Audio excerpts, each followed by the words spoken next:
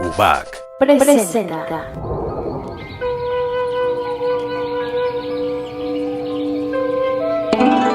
Vida y obra de Don Vasco de Quiroga.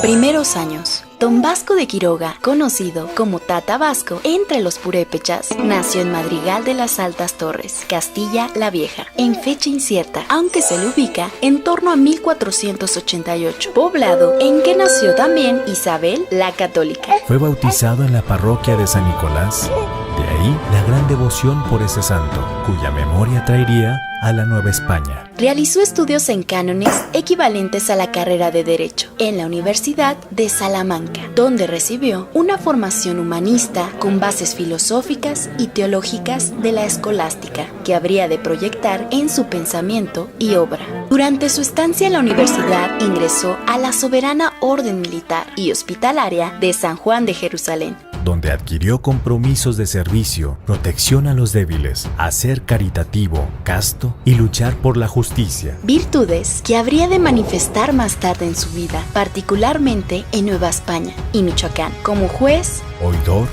y obispo. Experiencia profesional. Durante sus estudios de licenciado en cánones, Vasco de Quiroga recibió una sólida formación filosófica y teológica. En esos momentos, España vivía una amalgama de escolástica, renacimiento español y un humanismo cristiano renovado, inspirado en el primitivo, con influencia social. Se destacó por sus servicios a la corona y a los 35 años recibió del emperador Carlos V el nombramiento de juez de residencia en Orán, África, donde se destacó por su combate a la corrupción, condenando incluso al corregidor en ese lugar. Además, logró la firma de un tratado de paz con el rey de Teremesén, incluyendo términos originales de libertad religiosa y de comercio. Su estancia en el norte de África y posteriormente en Granada le permitió vivir una convivencia pacífica entre españoles católicos y musulmanes, experiencia que luego le ayudaría en la Nueva España. Su gestión fue ampliamente reconocida, por lo que de regreso a Valladolid se le ofrecieron varias opciones de trabajo. Meditando sobre cargos que le ofrecieron. Por su exitosa gestión en Orán y Teremesén, la corona ofreció a Vasco de Quiroga elegir entre varios cargos: una magistratura en Castilla, una gobernación en España, un puesto en el Tribunal del Santo Oficio de la Inquisición o una magistratura en el gobierno de las Indias. Para elegir entre estas opciones, don Vasco se puso en oración para discernir. Estando en ello, un día entró a un templo. Cuando estaba meditando, escuchó el coro de los monjes que entonaba el Salmo 5 y decían: Sacrificad sacrificios de justicia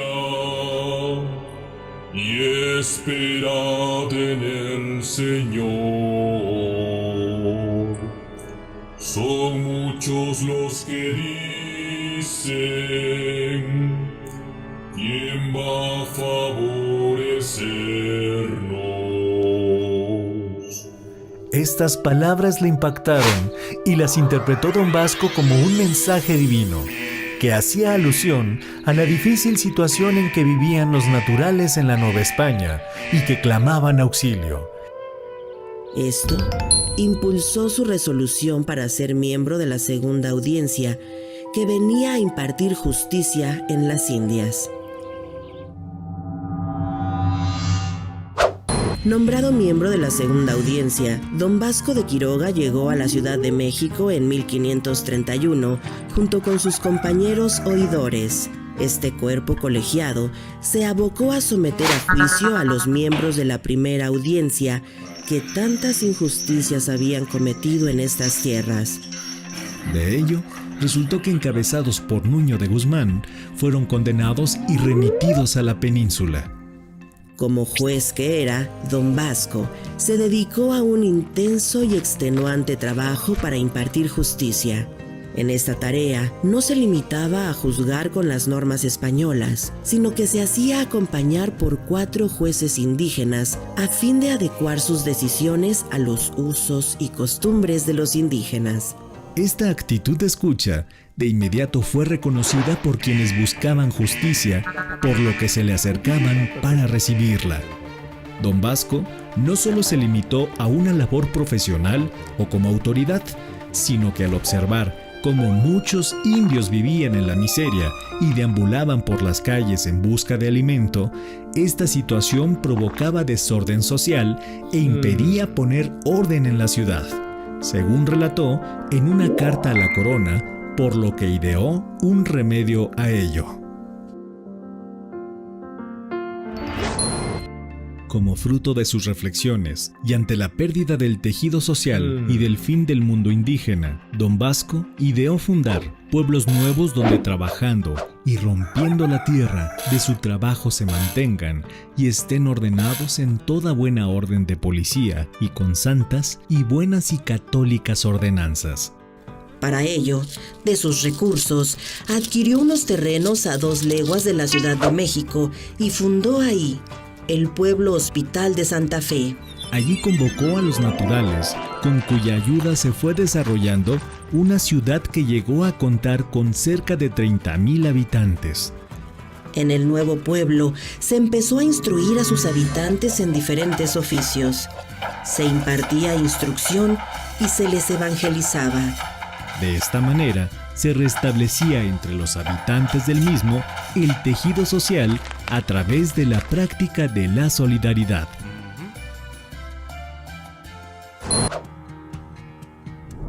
Al percatarse del amor con el que Don Vasco de Quiroga se preocupaba y ocupaba en remediar los males que padecían los indígenas, sus compañeros acordaron asignarle la tarea de ir a impartir justicia a la provincia de Michoacán, donde Ñuño de Guzmán y los encomenderos abusadores habían maltratado a los indios. Los purépechas se habían dispersado después de que Nuño había atormentado y matado al rey Calzoncin.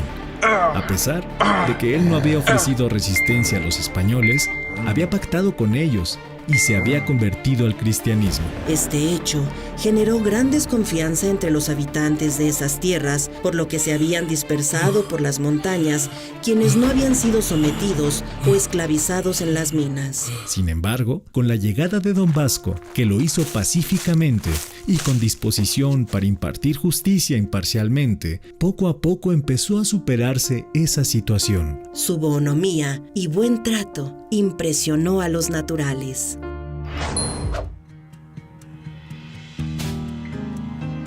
Desde su llegada a Michoacán, Don Vasco declaró a los purépechas su intención de construir un pueblo al modo de Santa Fe de México y puso como testigos de su beneficio a los nahuas que le acompañaban. Al mismo tiempo les expresó el modo de vida que deberían tener, las costumbres que deberían abandonar y los exhortó a abandonar sus ritos e idolatrías, pero de tal manera y sin forzarlos que los indios empezaron a acatar esas disposiciones. Al frente de ellos, el gobernador Don Pedro separó a 3 de las 4 mujeres que tenía para asumir el matrimonio monogámico. A poco de haber llegado, ya se había restablecido el tejido social e imperaba un clima de paz en la ciudad y se fue construyendo el pueblo Hospital de Santa Fe de la Laguna a orillas del lago de Pátzcuaro, con las mismas reglas y ordenanzas que el pueblo Hospital de Santa Fe de México. Se inició así una epopeya de evangelización y civilización. Los pueblos hospital de Don Vasco tenían como razón de ser vivir en familia, en buena política, trabajar bien y formar cristianos a las derechas. Para ello, los organizó en grupos que llamaba familias, distribuyó cargos y un sistema democrático de elección, asignó responsabilidades, enseñó artesanías y agricultura, estableció un área de salud y designó un médico. Al mismo tiempo que organizaba a los adultos, estableció un sistema educativo para los niños, en el que se combinaba la catequesis, el aprendizaje de las letras y el trabajo agrícola. En su sistema escolar también se admitía a niñas, enseñándoles las actividades femeninas de la época.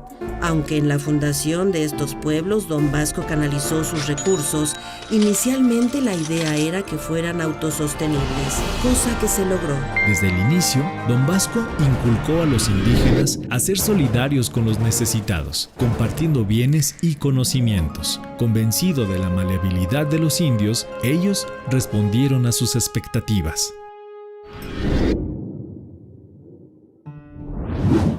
La obra que Don Vasco realizaba impresionó a todos, al grado que cuando se acordó establecer el obispado de Michoacán, al no aceptar el cargo Fray Luis de Fuensalida, el obispo de México propuso a Don Vasco de Quiroga, laico célibe, como candidato.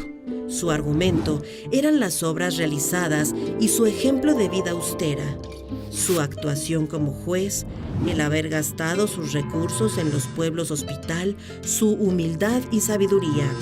En carta dirigida al emperador Carlos V, decía que sus obras de misericordia nos han de hacer vergüenza a los obispos de acá, presertim a los frailes.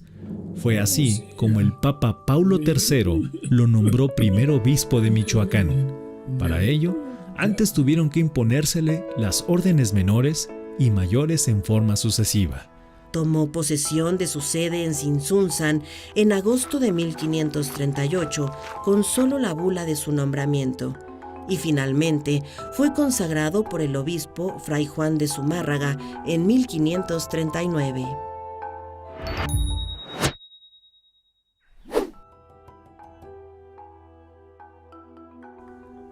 Por considerar que Pátzcuaro tenía mejores condiciones que Tzintzuntzan, trasladó allí la sede episcopal. Desde allí, continuó su labor evangelizadora, civilizadora y educativa, fundando nuevos hospitales, distribuyendo los oficios artesanales entre los pueblos para que en lugar de competir, se complementaran. Fundó el Colegio de San Nicolás, que vendría a ser más tarde universidad. Allí, recibió a españoles, criollos e indígenas para educarlos. En dicho colegio, formó a sus futuros sacerdotes, anticipándose a los seminarios que ordenara el Concilio de Trento. En viaje a España, consiguió del emperador grandes favores para su diócesis y el Colegio de San Nicolás. También inició la construcción de lo que quería que fuera una gran catedral y hoy es el santuario de Nuestra Señora de la Salud, imagen que fue fabricada de pasta de caña por encargo suyo. Recorrió su vasta diócesis y el amor a los indios le fue correspondido llamándolo Tata, es decir, padre. Murió en Pátzcuaro, en olor de santidad, el 14 de marzo de 1565.